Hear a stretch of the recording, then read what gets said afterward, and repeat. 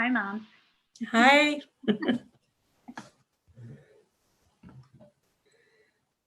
So Bill, just let me know when. Go ahead, Jen. Well, welcome everybody to the Emerson Avenue Salon.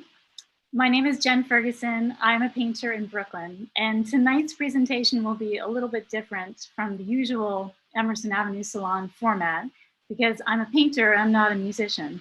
So my performance will be talking to you and showing you my studio, and I'll do some painting at the end too. So I think the plan is I will show you a slideshow of some of my work. It'll be a mixture of old and new. And then I will show you around the studio a little bit with the webcam, and I'll do some painting. If you guys want to weigh in on what painting I should tackle, I'll be happy to hear your suggestions. If you have questions and comments and you're on YouTube, I can't see them right now, but if you write them, maybe somebody else here will pass those on to me. And for all you guys on Zoom, feel free to ask any questions. I don't know if you're automatically on mute, but I think if you press the space bar, you can unmute yourself, and I'm happy to take any questions and explain anything that's not very explained very well, which is probably going to be the case. So I will give you a little background on me. So I've been in the city for a very long time. I came here after going to Bard College, where I studied literature, but I was still doing art. And people ask me, well, when did you start doing art? I mean, I've always been doing art. In college, I wanted to study liberal arts instead of painting and art specifically. And when I came to Brooklyn, I went to Pratt Institute and I took a graduate class or course in illustration. So when I got to Brooklyn, it's when I really started doing art more seriously. And a bunch of years passed and I had many different jobs. And then at one point, I just started to do art full time. So I've been here for a long time, although I grew up in upstate New York, so I do miss the country. And my job is being an artist, and you guys can ask me what that's all about. I also teach part-time in my studio, which is something I really love. I started doing that a long time ago when I did an art show that was based around children's fairy tales and themes. And so many parents came and brought their kids, and they'll ask me, do you teach? Would you please teach a class? During the opening, I had little tables set up for them, and I had crayons and pencils and stuff because I wanted to make an art show for kids. Everything was hung at kids' level so they could see it very well. And that's how I ended up teaching. And it's just been such a joy to have other people in the studio doing art with me. And I'll talk a little bit more about my teaching philosophy later on. And without any further ado, I'm going to change my screen to the slideshow. Granted that I know how to do that, I think. Let me know if you can see that. Is anybody? Yes. You're seeing that? Thank you. Thank you.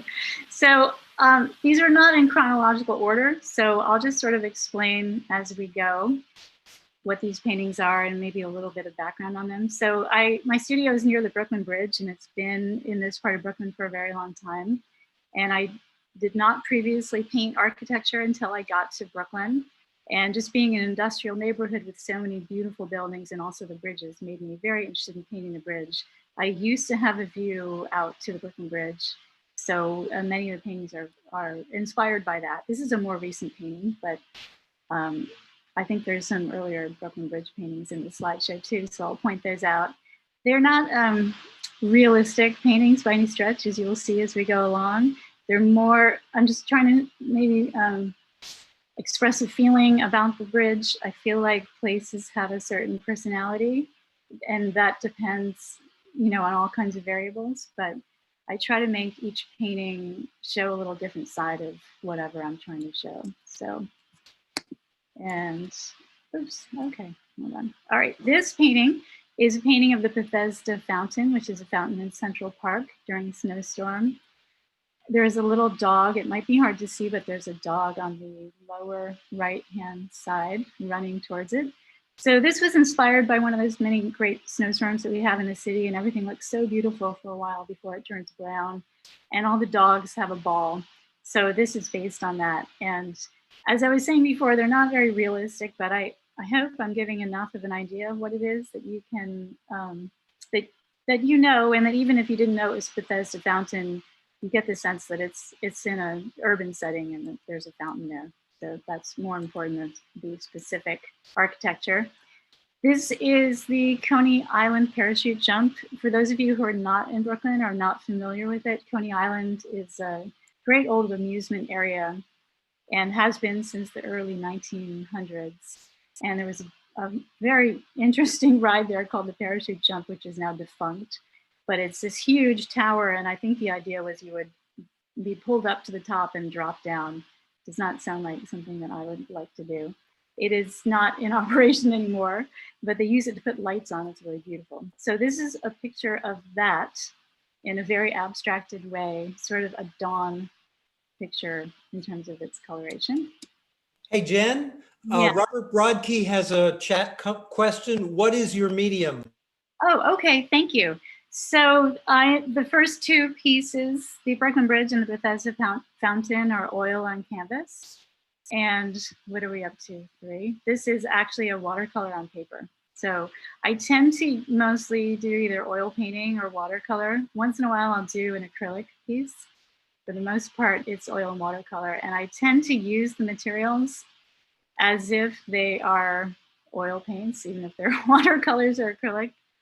So I hope that answers the question. This might have a little pastel in it too. Generally, I don't use pastel, so. I think that you guys can probably see my mouse hovering, so sorry about that. It's just a nervous habit. Say, Jan, can you tell us about the painting right before this one, the sort of beach, I think? Yeah. So this painting, sorry, I skipped ahead. This painting was done in Fire Island. It's one of the big dunes in the wilderness area. So I did a artist residency in Fire Island a few years ago, and it's very desolate out in the wilderness area, but there is there's camping, and then if you're with the Park Service, which the program is through, then you get a cabin, and you're just out on the end of the island. There's nothing there really. There's very few stores and all that. And I just painted out on the beach for a couple weeks. So this painting is from that series, and there's a whole bunch of them. And I was painting oil out there too, and I had some interesting encounters with wildlife. Some foxes that would come and try to steal my paintbrushes, and a lot of mosquitoes, and a lot of birds and deer. So it's really just a fun trip. This painting, another oil on canvas. This is a Brooklyn scene, although it could be anywhere, I guess. So the edge of Brooklyn is a neighborhood called Red Hook, and it's an industrial area. There's always tugboats and large ships that are going into New York Harbor. I think they're container ships. In the background of this painting, you can see those kind of diagonal lines. So those are the equipment that are used to unload the container ships. But again, it's very abstract. So I'm not sure that that would be your interpretation if I didn't just tell you that. But this painting is from the same time period. It's called Buttermilk Channel. Again, that is a neighborhood in Brooklyn. Again, it doesn't really look like Brooklyn, which is in this area, a very industrial area, but the water there is really beautiful. So in the late afternoon, it has this beautiful light, and there's a bird flying above the harbor there. And in the background, there's 3 sort of darker areas which represent these container ships that are on the horizon coming in. Again, that's an oil on paper. This is another oil on canvas, which is the Empire State Building. Again, you can see that they're very interpreted pieces. They're not very realistic. And the idea, I just love the idea that these birds would be using it as a perch, although the Empire State's pretty high up, but you know, I'm sure there's birds up there. So that's what this painting was inspired by. This is another piece. I realize that I have a lot of paintings in here, so I might go a little bit faster if we start running into a time crunch. This is another Brooklyn piece, the Manhattan Bridge, a very ethereal kind of misty morning. This is watercolor, same idea. This is sunset. That one is a repeat, you've seen that one. This is the Chrysler Building. Again, it's in a kind of a cloud nebulous view. oil on canvas. This is another earlier Brooklyn Bridge. And this one, some of the bridges are missing parts, I know, but it's really to evoke a feeling. I went through a blue Brooklyn Bridge period, as you'll see. Again, another oil on canvas. This one's pretty large. This was the height of the blue period. This is actually, you wouldn't know it, but this is a view of Manhattan from Jersey. And it's just all very abstracted lights on the water. This painting is quite large and it's in the studio, so you might see it when I turn the webcam around. This is another Chrysler building interpretation. This is quite a tall piece. Again, it's sort of disintegrating a little bit or floating into the atmosphere. This is another view of the parachute jump, in case you're interested in what it looks a little closer up. Another bird piece. I really love adding birds. I haven't added any recently to my work, but this is maybe 5 or 6 years old. And this is quite an early Manhattan Bridge painting. I made this, oh, this must be at least 10 years old by now, maybe more. And this, again, was very large. I think it was maybe 6 by 6 feet, something like that. I'm working a bit smaller now because my studio space is smaller. So that dictates the size of the work. This is another Brooklyn Red Hook waterfront. There's dots in the background are ships. Very atmospheric. This is an older piece. This is the Capitol building, and it's called Mischief Night, as if it got painted by, you know, mischievous people before Halloween. This one actually could be relevant for now, so maybe it's a good time to pull that one out. This is a Jersey picture of Hoboken. And I'm gonna go a little faster through these because I think you're getting the idea of how these are. A lot of Brooklyn Bridges, I wanted to show you those because it's been a big inspiration. This is a very old Brooklyn Bridge, very long. It's maybe like 7 or 8 feet long, oil on canvas. Also another very large piece earlier. I think the earlier ones were a little less abstracted. This one is a very new piece. This is one of my newest ones. Again, oil on canvas. I think it's about 48 by 36, something like that. So that is the end of that. And I'm going to stop that share.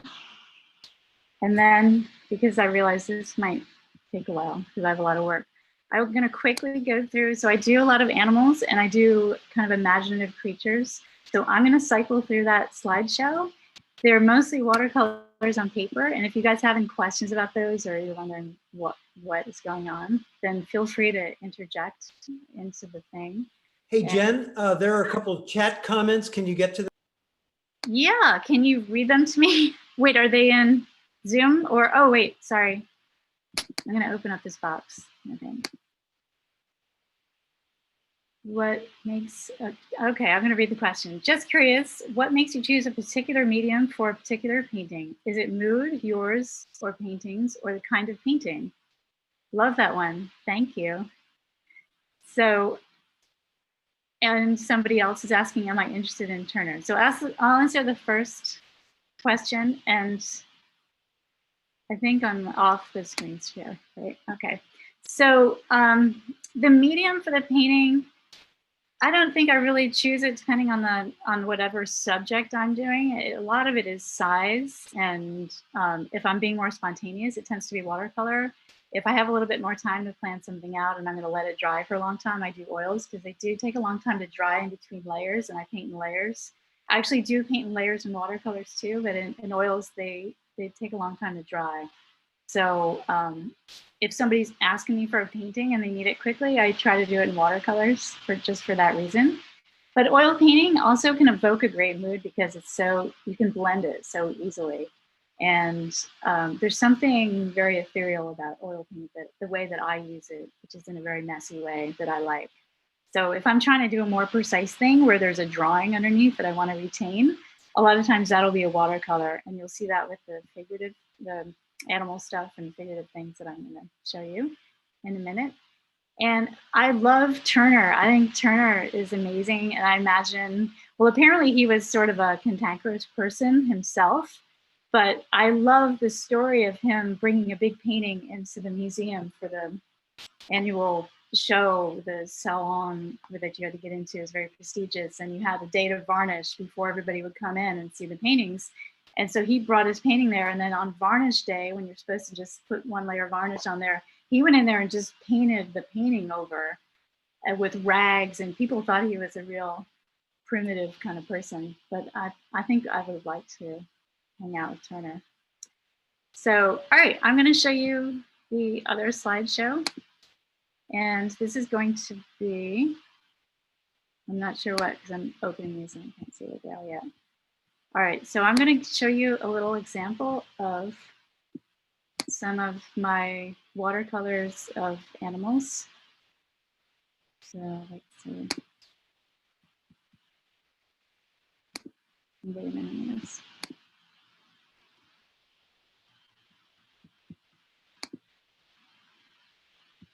Okay, so I'm going to scroll through some of these. These are just shows you a different aspect of my work. I really like doing watercolors and studies of animals in nature.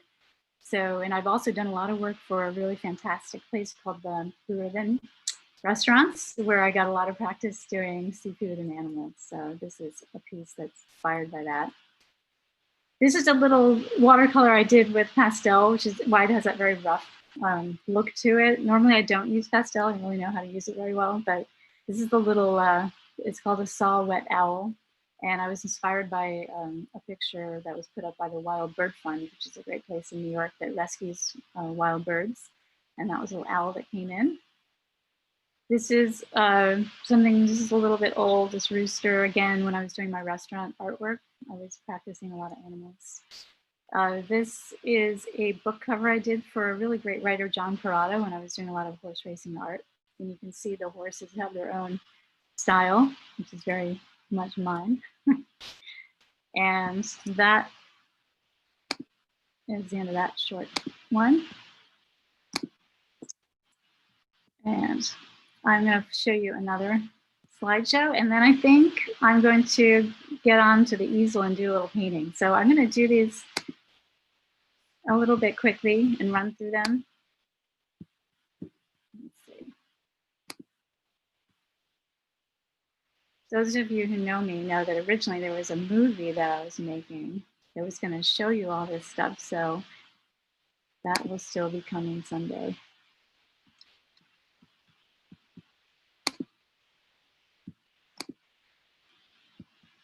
A lot of buttons you have to click on this. Okay, so again, I'm just going to run through these kind of quickly because I think you have the idea of the watercolor style. If there's anything you have a question about, feel free to ask. This one's an oil. This is one of my favorite owls. A very good friend of mine owns this right now.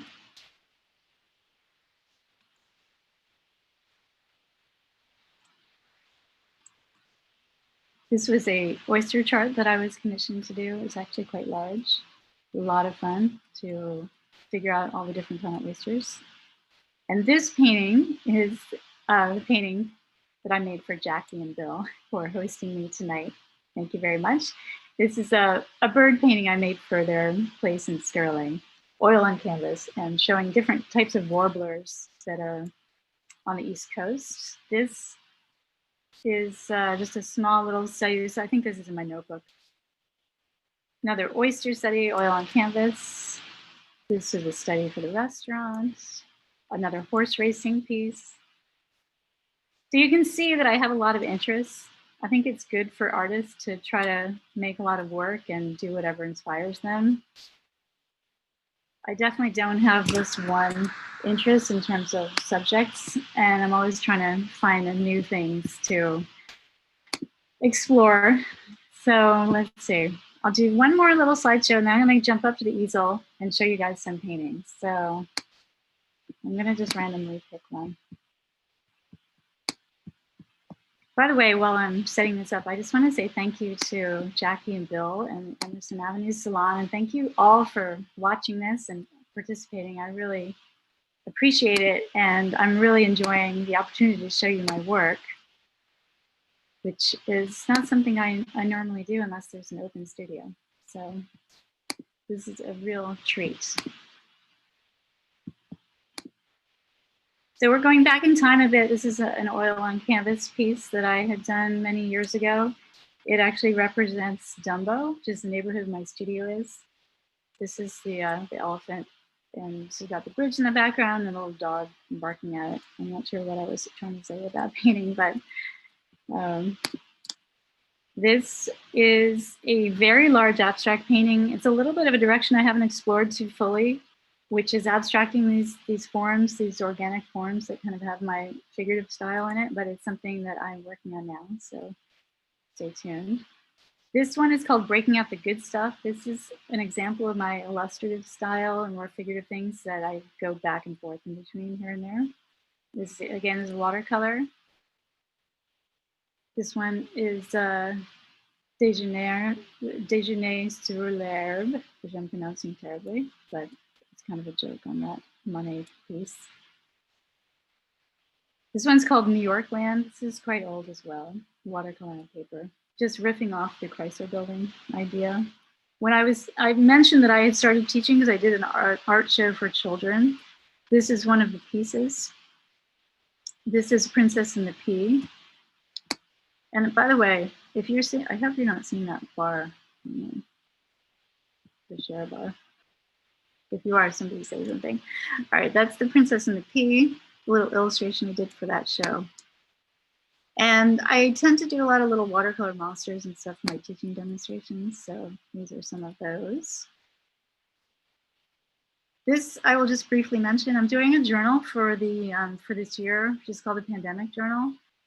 So this is an actual notebook that I have that I draw and just write my ideas down for what's happening in our recent history and try to keep myself entertained.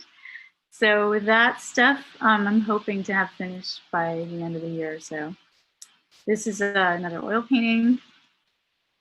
And I think that is the end of that slideshow. So I think what I'm going to do is jump over to the canvas and do a little painting, unless you guys have any questions for me. And I'm going to switch my camera. So you see a painting and my easel, and then you will see my painting table. And you'll see me painting. So I hope that's enjoyable for a little while. I don't want to keep you on too long. There's another chat question. Oh, okay. Thank you, Howard. The question is, what affects the size of the painting you do? Are you represented? So these are many questions. Can you talk about that in your shows? Where you like to exhibit? Do you have any preferences in the animals you choose to paint? If so, what's important to you about your choices? So I'll answer the first one. The size of the painting is greatly affected by the size of the studio. I will say, I like doing the watercolors and personal work very small because I can carry it around with me, but the big oil paintings, I generally like to work large, but your studio size really does dictate how big you can go. I used to have a giant studio and now it's much smaller, as you'll see. So now the biggest paintings are maybe 48 by 60 or so, but usually they're smaller than that right now. So I guess I prefer large size for the oil paintings and then do the smaller watercolors. So in an ideal world, right? I am not represented. I'm represented by myself. Can I talk about that in your shows? Yeah, I don't have a great, I'm not represented for any particular reason other than I haven't been seeking that out, and I've just been selling to people that I know and creating work. And I'm always like in the process of trying to become the painter that I want to be, and I never feel like I'm ready. And I'm also a slow worker, so there's a few things that are related there. But you know, being represented, I think, is great because they help you sell your work, and then you have more time to do your work. It's very hard to have to wear every hat in the studio, which is when you're running your own business, you do. And I assume that if you have representation, you're still running your own business. So you just might have a little help. I can see you nodding.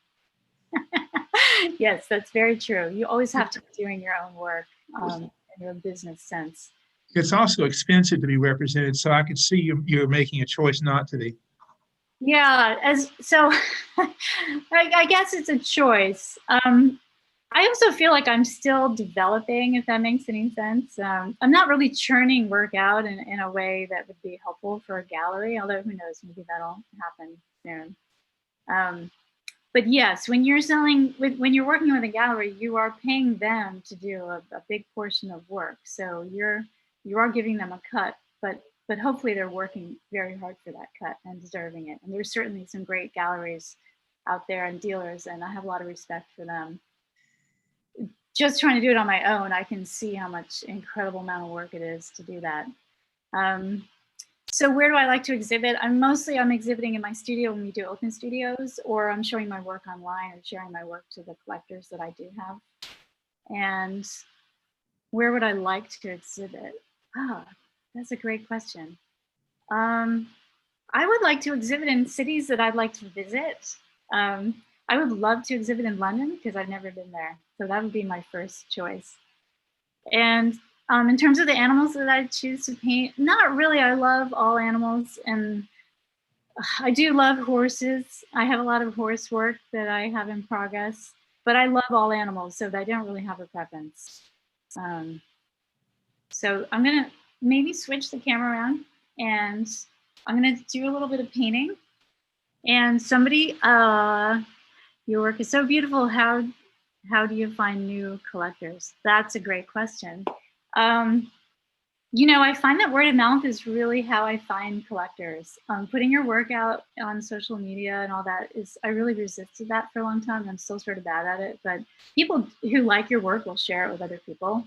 So the collectors that I have always share my work. I've also done a lot of work at Blue Ribbon Restaurant, and they have put up my works, and my art has been part of their world for a long time. So a lot of people have seen my art through them. And otherwise, I'm pretty underground. So I don't know. I'm always looking for people that appreciate my art. It's a wonderful feeling. So, all right, I'm going to go ahead and turn the webcam around. And if you have questions, maybe Bill, you can shout them out to me. And then if you have questions while I'm working, and maybe I'll just talk a little bit in general about questions that I think you might have. And we'll do that for like, I guess, maybe 15 minutes, and then we'll wrap it up. The thing about painting is that it's a little bit tedious if you're in here for hours and hours. So, you know, you'll get a sense of what it's like to be a painter if you're not intimately familiar. So this is my studio. I guess I can try to turn my camera. I'm going to try to move the webcam so you can see a little bit more of my studio, and then I will put it back to where it is. And I'm also going to change the audio over to the webcam too. So if I can do that, hold on. Okay, so hopefully you'll still be able to hear me. And so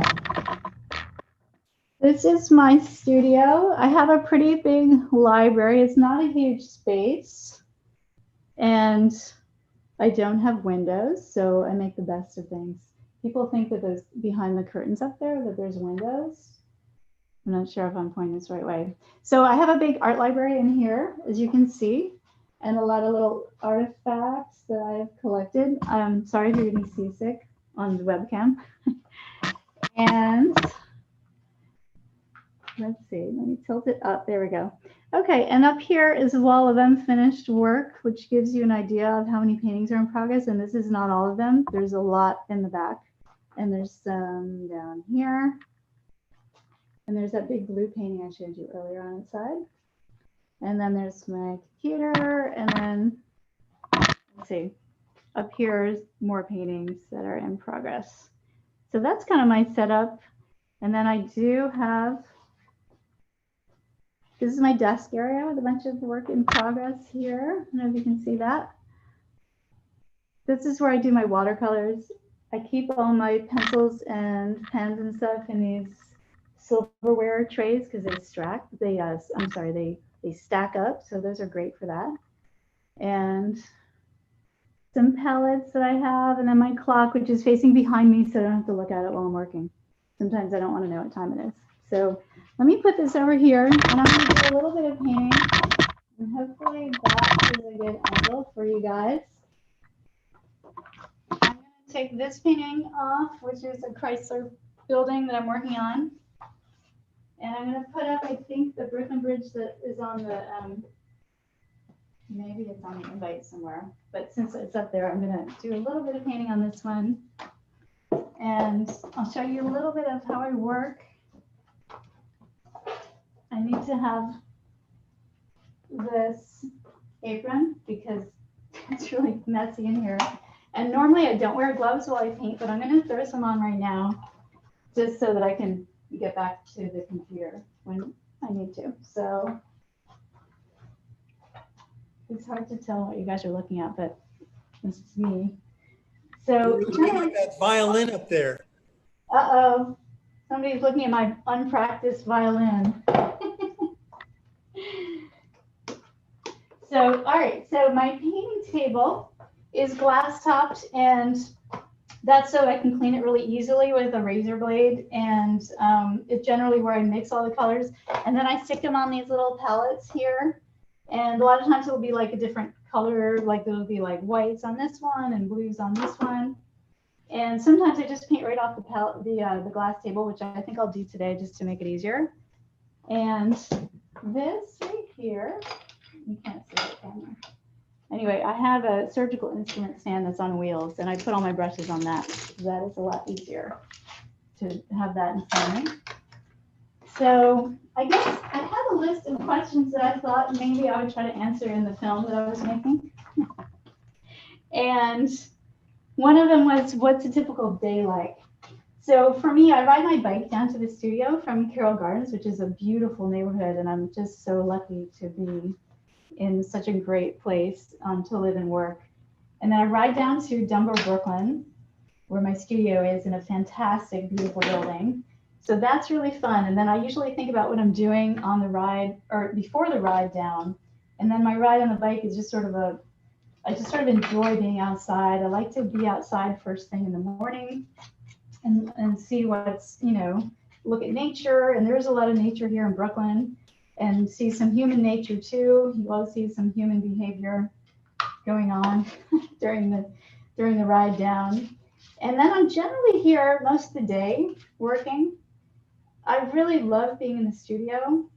I try to go outside maybe once a day for lunch. We have a nice roof deck here, and I try to make myself go out there too. But in general, I really have a nice time working, and my studio experience is very pleasant. I don't always listen to music while I'm working because I feel like I want to concentrate sometimes. And if I have a lot of distractions, it's kind of hard for me to listen to my intuition about the painting. And let's see, a normal work day is not just all painting. A lot of it is being on email and all, just dealing with studio stuff, studio maintenance. But I generally get a day of work in every day. And try to make progress. I think when you're an oil painter, the progress can seem kind of slow sometimes because the paintings dry so slowly and you're just trying to make something happen on canvas. But I have a lot of stuff going on in here, and so I can always switch out between paintings if something is getting frustrating. So I have this other question. I'm just imagining what you guys would ask. What's the best thing about being an artist? So I think that everybody has inherent creativity, and that, just choosing to be a painter isn't really any different than any other thing that somebody's interested in that's using creativity. And I always try to teach my students that creativity is something you can use in your life no matter what you're doing, even if you're selling real estate or you're running restaurants or you're interested in science. Creativity is really the skill that's going to help you enjoy life and succeed at what you're trying to do. So I don't feel like this job is entirely different than any other job in that sense. And I guess the best part of it is that I really feel like painting is what I should be doing, if that makes any sense with my time. I've had many other jobs and I really enjoy working no matter what it is. So I think I'll always be painting. A long time ago, I thought, well, the thing that would be the best situation in the whole world for me would be if I got to make art every day. That would just be like heaven. And that can be achieved no matter what you're doing. And I've, gone through periods of life when I've had day jobs and night jobs and both.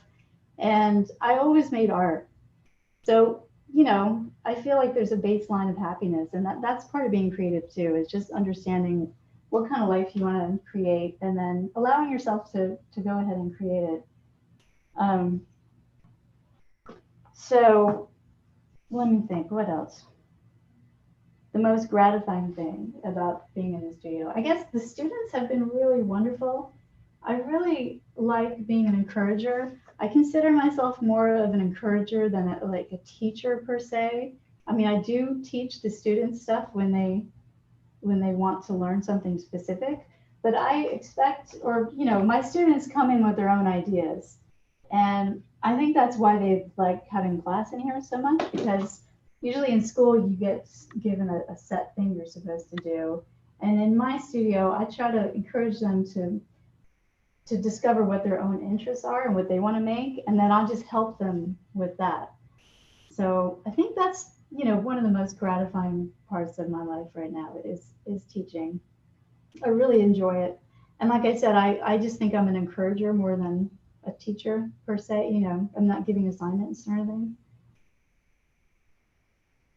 So as you can tell, hopefully by watching, I don't know what you're seeing there, I mix a lot on the canvas itself with a palette knife,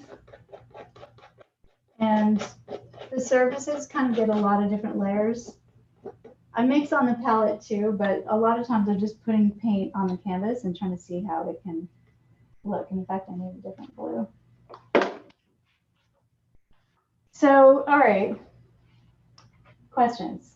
I'm going to check really quick. Are there any more questions? No. All right, I'm going to have to come up with my own questions, unless they're on YouTube. So what projects am I working on now? So right now, I'm trying to finish some overdue paintings that I owe people. And I'm trying to finish the last 2 Broken Bridge series that I have going, one of which is Against the Wall, and also that Chrysler building too that I showed you earlier. I have those architectural pieces. I'm working on the pandemic journal. I'm doing some art demos for all the students who are not able to come back into the studio right now.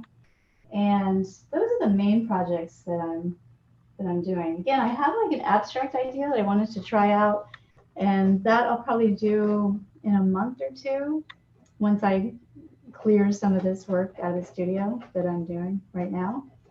And the pandemic journal has been really fun because that's watercolors and I can bring that with me, and that's more of a spontaneous thing. And let's see. Do I have a hard time selling my work? No, I don't. I'm really happy when somebody wants my work and feels happy by looking at it. And it's nice to have more room in the studio. And I also know that they'll take care of the painting better than I do sometimes, because I get really busy here in the studio and I'm moving stuff around constantly, and I'm not always careful with my work.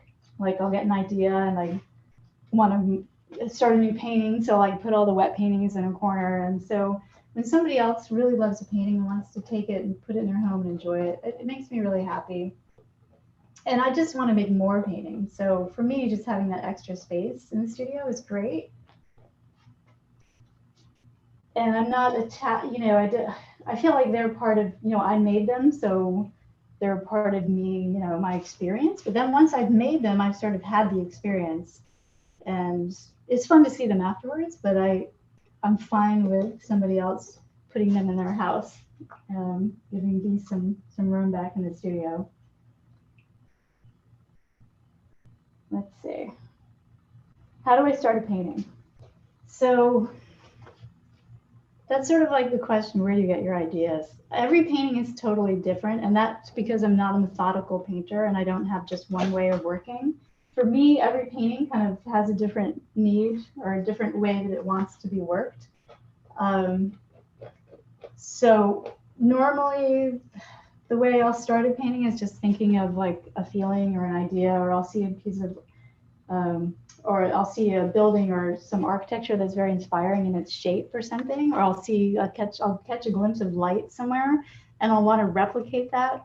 And I'll just sort of think about it and maybe make a tiny sketch in my notebook that's not very precise. And then I'll go ahead and put it on the canvas. For a painting like this, the Brooklyn Bridge, I obviously do look at pictures of the bridge. I mean, I know the bridge intimately because I basically walk by it every day for the last 10 years. But I also do use photographs to look at. But the key for me with photographs is I'll look at the photograph and I'll kind of try to draw it. I'm not a very realistic, I don't draw very realistically, but I will try to get the shape of it and try to put things where they go. And then I'll put the photo away. I can't use the photo after a certain point. It's just frustrating because I want my mind to kind of make it what my mind sees it as. And as long as it, like, you know, you can just suggest something very easily, and the people seeing it will fill it in. I think the viewer is almost as creative as the artist, because you'll see something like for the Brooklyn Bridge, if you just make a couple arches and lines in a certain way, that'll read as the Brooklyn Bridge. So I'm trying to really give it a sense of personality, and I do love realistic work. But I know for me, it's not my forte, and not what I personally am interested in doing. But I think it's amazing when people do very realistic work, and part of me just deeply admires it and wants to do it too. But they come out like this, so you know. And let's see, I think those are all the questions I had for myself. Oh, here's a great one. Do you worry if people don't like your work? No. I feel a little bit lucky because people haven't told me that they don't like my work too much, although after this video we might get some comments. But I actually don't, you know, it sounds very callous to say that, oh, you don't care, you know, you don't care what other people think. It just sounds like so snotty and self-important. And I don't really mean it in that way at all. I just mean if you have your vision of what you're trying to do and you're happy with it, then it actually doesn't matter. I mean, you might want to sell your painting, and then it sucks if somebody doesn't like it. But if you really like your work yourself and you're confident in that, then it really doesn't matter, you know. And I'm always happy to hear people's interpretations. I mean, once in a while, I've had people come to an open studio and like look in the doorway and then walk out, and it's fine because they're looking for something different. They might be looking for, you know, more concept art or more abstract art and stuff. And you know, that's totally fine. So I've never had hurt feelings over somebody not liking my work. And sometimes it'll be like, oh, I kind of can see what they're saying, you know. So that's just a part of, that's something I try to impart to the students as well, is just that just to really listen to your own intuition. I think there's a portion of life where you're listening to teachers, or you're looking at other great artists and you're like, oh, I wish I could do that. So you want to like kind of follow that path and try to emulate a certain style. And that's great because that's how you learn. You know, but at the end of the day, what makes your work the most valuable is if your work is true to your own unique sense. And you might not have that right away. It might take a while to develop that, but you won't be able to avoid it. So no matter how hard you try to copy somebody else's work and emulate it, it'll never be anything like, it'll just look like you no matter what. You just can't get away from yourself. And because you can't get away from yourself, it's wonderful when you can accept that and you like it. You like yourself, and you're not saying there's always room for improvement, and I'm always trying to become a better painter, and it's not like I like every painting that I do. I certainly can see room for improvement, but I like the effort. You know, if you tried to make something and it failed, I think that makes you a better person. And it, you know, that's a cliche. You learn from your failures, but you learn from the experience of trying stuff. So hopefully, you know, by trying and failing and maybe succeeding sometimes, you just get the confidence to try new things. And it's in the trying. There's so many people who won't try, and because they think they might fail, or they know they're going to fail or something. And I'm sort of fearless in that way. If it's a cool idea, I'll try it and I'll probably fail. But, you know, eventually I'll learn something from it. You know, I need a long runway sometimes, but I do try to encourage my students to embrace their uniqueness and to try new stuff. So anyway, that's my philosophy on that, and whether people like my work or not. It's more usually if I, you know, it's a funny thing, if I like my work, if I really like something I did, then usually other people do. And I think that's because there's a sincerity in it that you just know if you know, I can do something that where I'm really trying to make it something that is not really sincerely my own vision. And I know it's just not right. And other people know it too. Whereas if I make something that's really sincere and really heartfelt and put a lot of love and energy into it, and you really are communicating with the painting, then that does read. You know, you might not sell it, or maybe other people won't like it, but you'll like it. And I think you liking your own work and your own self is the most important thing that you can do in order to have a good life. And like I said, it just transcends. It's not just art; it transcends into anything that you're doing, and that could be cooking or playing music or doing science or working an office job. It doesn't really matter, because creativity transcends anything you're doing. So I'm going to check and see if you guys have any more questions. And then I'm going to, okay. So we have one comment, okay, I don't know if you're going to hear me. So I'm going to change the mic over to the. All right, hopefully you guys can hear me. There's a question or a comment. I think it's a huge strength for an artist not to be too hung up on public perception of their work. You end up with a much stronger personal vision that way. I couldn't agree more. And like I said, I think your personal vision, if you're not doing it for that, then why are you doing it? Because I mean, I can speak from experience, there are definitely easier ways if you want to just make a living and then do your creative work outside of, you know, doing your artwork. I've always believed that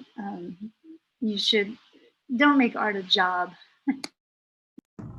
Hey, Jen, can you change the camera too? Oh, I was just coming back here. Do you want me to go back? We can kind of end it up, I think. Yeah, I'll put the camera to the other side and then we'll wrap it up. I think it gives you a little bit of an idea of what's going on here in the studio. So I'm going to come back over here. Let's see. All right. Hi, everybody. So let me change. Hi, now I think you can hear me. Hi, Dean.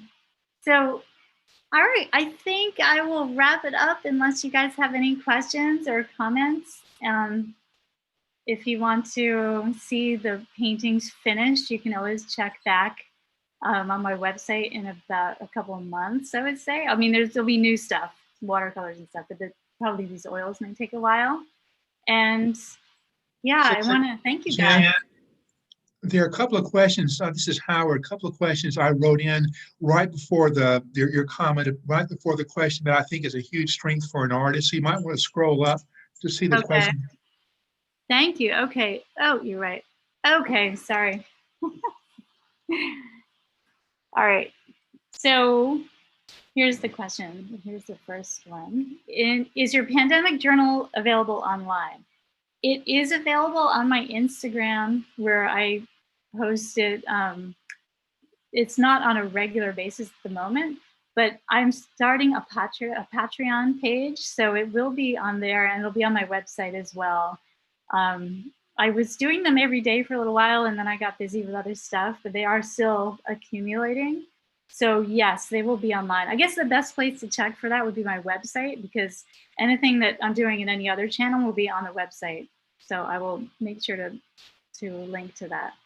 And there are a bunch of pages that I could put up there now. So I'll do that for you guys. And another from Howard. Okay. You refer to creativity as a skill. Certainly there are aspects of skill involved, but can you talk about the importance of the role of inspiration for you? Certainly you're inspired in ways most of us aren't. How's the pandemic affected your choice of subjects or color palette? So in reference to the first comment, inspiration is a lot like motivation to me. It's because it creates motivation, and you can have that for anything you're excited. I guess for me, creativity is like being excited about something and like recognizing what you're excited about. So if you're not a painter, you might be excited about, I don't know, I need a good example, gardening or animals or science or the weather or technology. It can just, for me, that's what I mean about creativity is it's not just like drawing and painting or reading or writing or music. It really is anything that you're excited by. And once you're excited by it, you start getting different ideas, and then you get motivated to like pursue it more or learn about it more. So that's what I think about creativity. I mean, that's my own personal idea.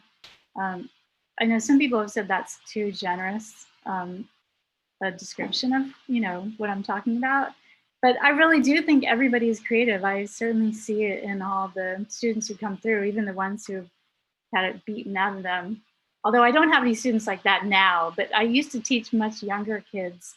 And sometimes they would, when they would first come in, they would like sit down, and then I would give the, I know I have the art materials out and all this stuff, and then they would just be like, what do I do? Like they would wait for me to tell them what to do. And I thought, well, that, you know, you're 8 years old. I mean, what do you mean? Here's a bunch of art materials. But I understand how when you get in the school system and all that, sometimes that's just the way that it has to be. So I would always just ask them, well, I'd ask them about themselves or their day or anything to get them to start thinking about what they wanted to do, and it did work. So I think just recognizing your own interests is something that is important, and we don't allow ourselves to do that, I think, sometimes. The pandemic has not affected my work in a way of like subject matter, except for doing the pandemic journal. It's given me a little bit more time to work in the studio, as I assume it has for everybody. And a lot of quiet time, which is always great for a painter. I mean, I enjoy the quiet. When I first moved down to Dumbo, it was a very quiet neighborhood, and now it's returned to a sense of quiet, and I really am enjoying that. But I haven't painted my Guernica yet, but you never know, could be coming up. Another question. So do you have a sense when you begin a painting, what it will look like when it's done, or is each painting more of an exploration? Half and half. Sometimes I do have like kind of a vague idea in my mind, and then of course it always changes. But I usually have like a color sense and a mood sense, and then it's very improvised, I guess that would be. So one new message. Okay, here's another question. I know you teach private art lessons to kids, but would you consider teaching art to adults? Or more importantly, be a creative mentor to certain people? Sure. Being a mentor sounds like a lot of responsibility. I have one student that I've had for a very long time. She started studying with me when she's 9, and she's extremely talented. And she is, I believe, 19 now, is forget everybody's age.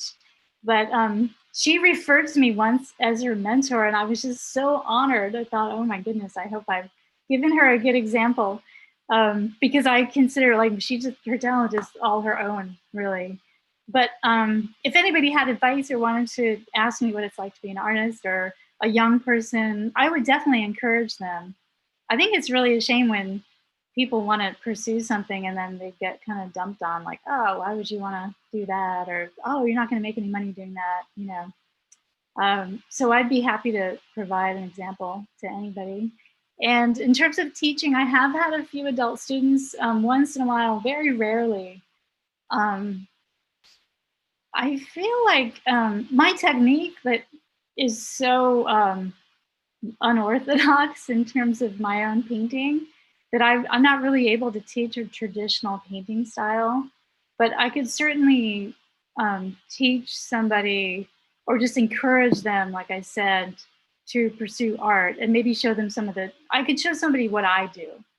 What I do is very non-traditional, and as one of my early gallerists mentioned in a written article or a little blurb about my work when she put together one of my first shows, she wrote that I had carefully avoided any formal study, which I thought was a very tactful way to say that I'm a little unorthodox in my methods. So anyway, so I think that wraps it up. Unless you guys have more questions, I encourage you if, to make art and have fun, be creative, no matter what you're doing. And if you would like to visit my studio or my website, you can always reach me at my email, which I believe is probably on the Emerson Avenue Salon page. And I want to thank everybody for coming and enjoying the studio visit. It's been really wonderful.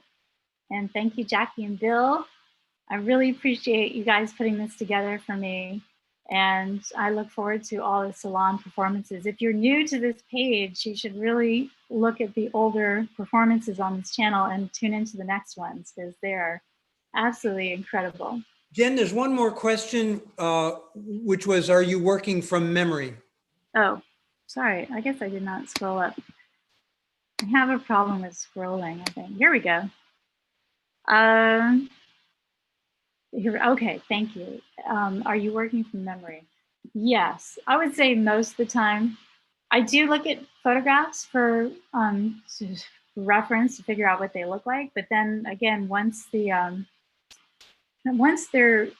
started, then I'll show you an example because I'm looking up at the wall and I have one that I just started. So I'll show this to you.